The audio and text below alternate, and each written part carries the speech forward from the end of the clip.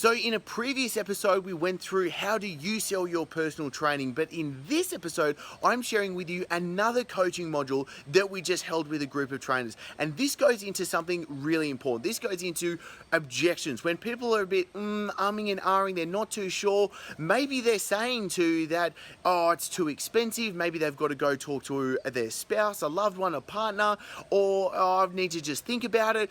What is it that you actually do in those situations? How do you sell your personal training? How do you actually do it in a way that's just non-sleazy, non-salesy, and it's just an easy process that you can follow? We're walking you through that in this episode. We wanted to share this because the trainers that have just come on board that have gone through this just a couple days ago, their response has already been phenomenal with what they've been able to use. So I want you to be able to use this right now because this is what's going to make a massive impact into your business. This just takes the annoyingness, the confusion, the frustration out of it and just gets you doing what we know works as well. So you are actually signing on the clients that you want to sign on, you're charging what you're worth, and you're building the business that you want to build as well. Now also, if you haven't joined us in the Fitness Business Success Circle, I'll pop a link below for you to be able to jump on in with us in the free group so you can get access to the guides, plus I'm in there answering your questions as well. So as again, get ready to take some notes on this because this goes in depth. This is what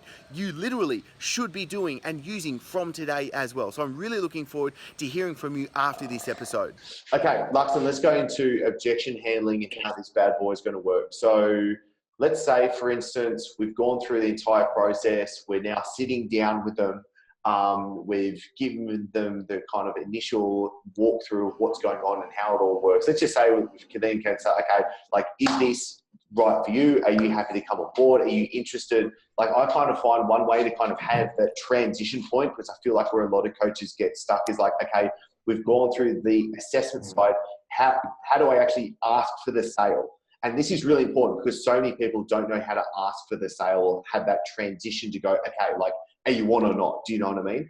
And so something that could be really easy for this to happen is simply just saying, are you interested in coming aboard this program? Are you interested in knowing more about this program? Something that just goes, oh, okay, yeah, I am. Because then we can start talking about that rather than just like randomly leading to like, are you like, yes, no, and they're just confused.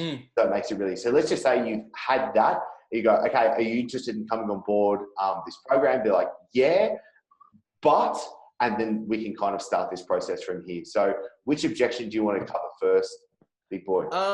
We'll go through and just one thing before that objection that I want to just bring up is, I think what's also really important is that you ask the question which people forget to always ask. I don't know why, right? Because you're a personal trainer.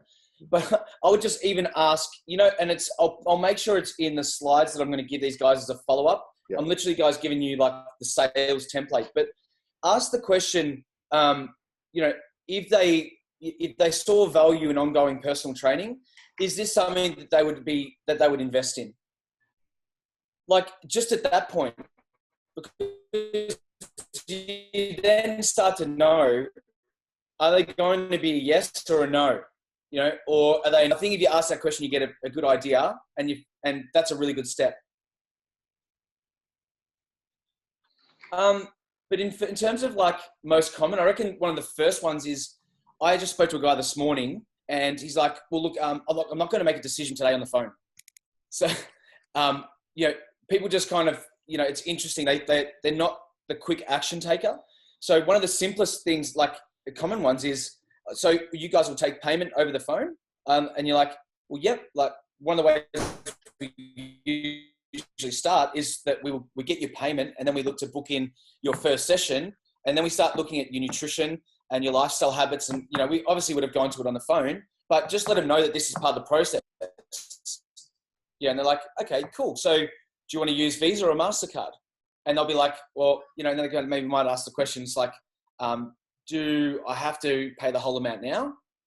And you're like, look, how much are you happy to put down? Because obviously if they might be saying, oh, I don't want to pay the whole amount. And guys, I'm encouraging you to be able to get people paying up and paying in full because they want the discount. If they want the now, and then we can discuss the pay in full or payment plan before the phone call, because I want something to lock them in.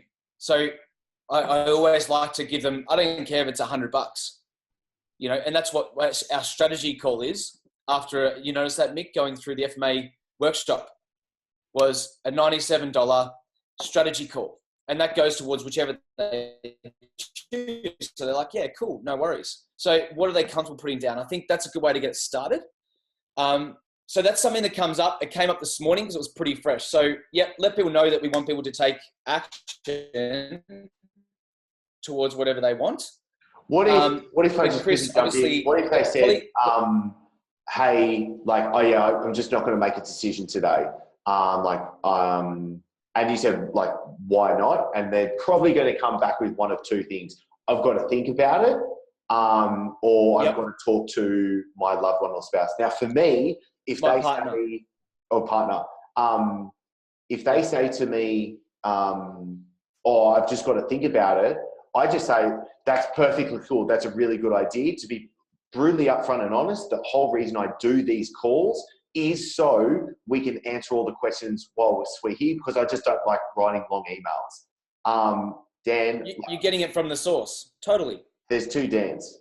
Is this not like the best world we can ever live in? No, you're good, you're good. So what I say is like, okay, I'm here right now to answer your question. So let's go through everything to make sure that you're 100% comfortable. And then if they're still like, yeah, like, oh, look, I'm not, like, I'm just, yeah, I want to think about it.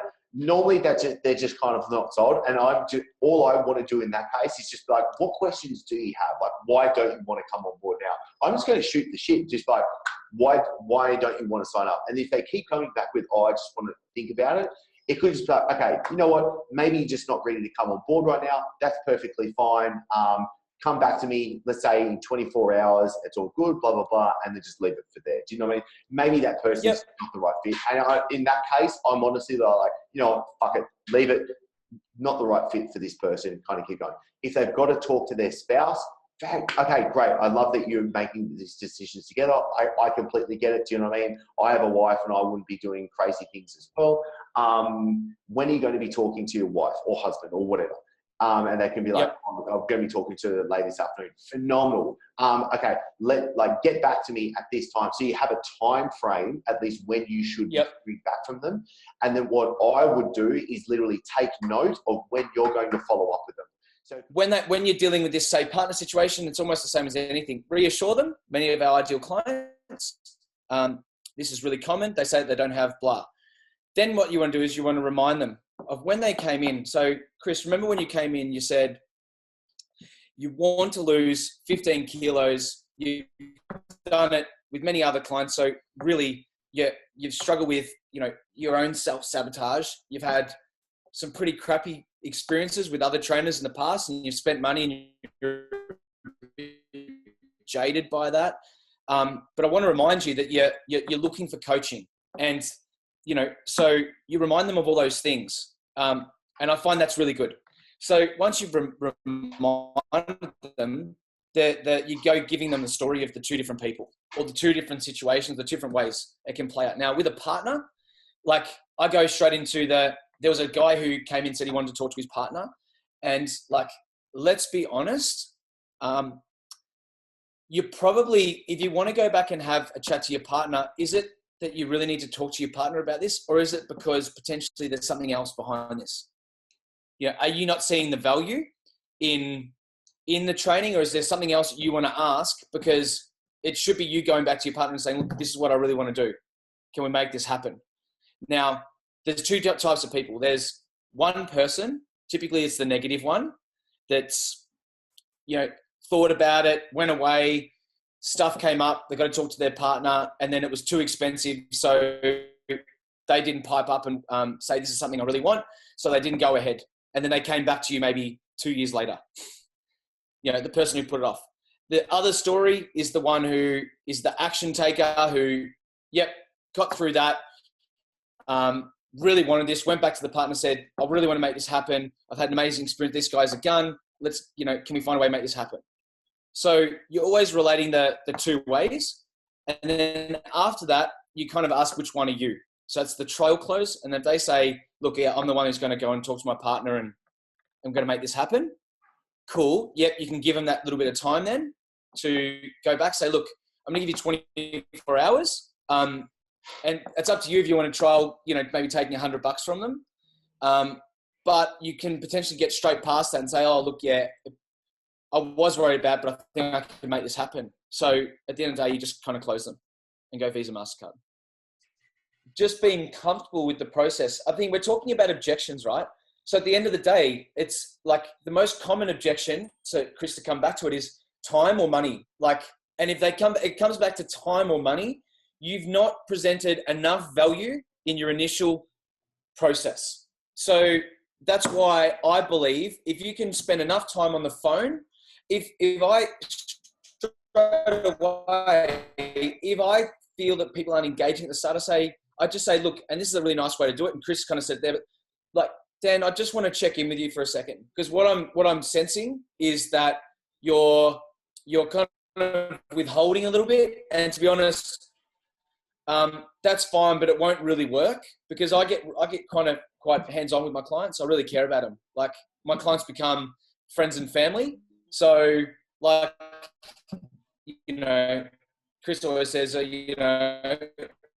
I'm offering pizzas, but you want kebabs. We've got to be real comfortable with each other. So saying the words, I just want to check in, because it means you're not just going through this process to get to this. To be honest, when money comes up, if money is the root of the whole thing, that's where the objections start. And it's simply think about what are the main things we're going through right now. And I'll get Mark to actually kind of like rattle these off after this little spiel, but it's kind of like, think about the main objections. So it's normally like money, time, and then it's the other things like spouse, blah, blah, blah. Think about what the answers are and how can we actually cover those before we get there. So like one thing could be, say like with you guys, probably talking before you guys coming on board the program, I would be like, do you reckon you've got like doing 5 to 8 hours that you can spend actually investing to build the business that you want? You're like, yeah, I can spend like 5 hours a week on this. Sweet. Then you've got enough time. So then that person can't come around later and go, oh, I don't know if I've got enough time to actually do this. Because I was like, if you said that, I'd be like, bro, we've already talked about it. You only need 5 hours. You said you've got 5 hours. That's all good. But they won't come to that because in their head, they've already went, okay, I can do that. And then obviously with the money, ask them, have you thought about a budget when it comes to your health and fitness and you're getting these results? A lot of people might be like, no. It can be like, have you trained with a trainer before? Oh, yeah, I've had a trainer. How much was that trainer? I'd be like, oh, $70 a session. Oh, okay, sweet. Like, did you get the results you wanted? Oh, no. I'd be like, oh, okay, cool. Do you know what I mean? So then now we're getting a bit of a ballpark of like where their head's at and what's going on right now. Say with my online personal training. So if you go through the website, it actually says it's fully booked now, but if you go through the website and go through the sales funnel, when you go name and email, the next thing that goes through is a quick like woohoo form. And there's like 5 or 6 questions that I ask. And it's kind of like experience. I'm kind of gauging where they're at so I can kind of hit the ground running when we do get on the call. One of the questions I ask is, what are you willing to invest in your results? And it says like, it says like $100 a week plus like unlimited. No, I think the question is, are you willing to invest in you getting these results? And it's no. The next answer is, I can spend up to $100 a week. And the next answer is like, yes, I'm willing to invest in myself. So if they say no, you're not willing to invest in your results. What are we doing getting on a call? Do you know what I mean? So therefore they'll get a bloody email like going like, what's going on, sort of thing.